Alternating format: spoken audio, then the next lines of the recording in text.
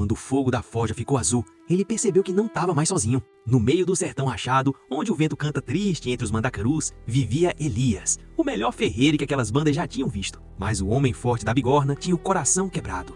Sua esposa, Rosa, estava doente e médico nenhum dava jeito. Meu Deus, leve tudo, menos ela! Numa noite sem lua, enquanto martelava sozinho, o fogo da forja mudou. Azul, frio, silencioso, e uma voz saiu de dentro das chamas. Posso curá-la. Elias gelou. Quem é você? Sou aquele que transforma dor em poder.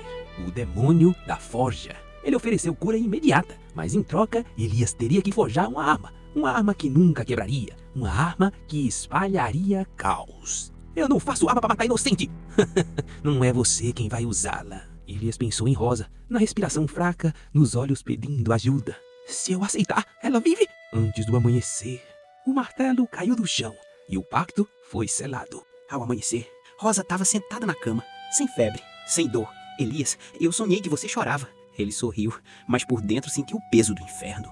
Naquela mesma noite, começou a forjar a arma. O metal gritava, o fogo azul queimava sem calor, e cada martelada ecoava como um tambor de guerra. Plim, plim, plim. Só que havia algo errado. Cada vez que o ferro tomava forma, Elias sentia sua própria força indo embora. Você não disse que eu pagaria com minha alma? E não vai.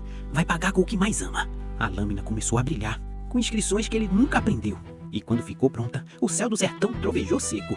Alguém muito poderoso já estava a fim de buscá-la. Na manhã seguinte, homens armados chegaram ao vilarejo. Políticos corruptos, milicianos, gente que queria poder. A arma amaldiçoada o chamava. Ela pertence a quem domina pelo medo. Elias entendeu. O demônio não queria apenas uma arma, queria espalhar violência no mundo já doente de ódio.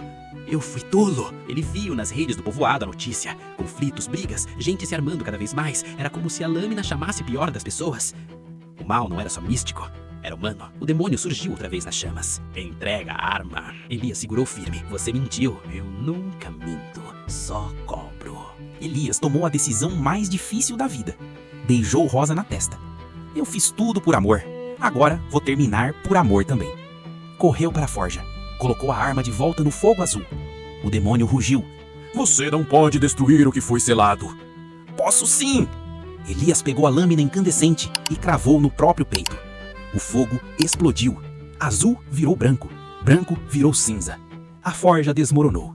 Quando a poeira baixou, só restava ferro comum. Sem maldição, sem demônio. Rosa correu até os escombros, mas Elias não estava mais lá. Dizem que nas noites de vento forte, se você passar perto daquela antiga forja, o fogo acende sozinho, mas nunca mais azul.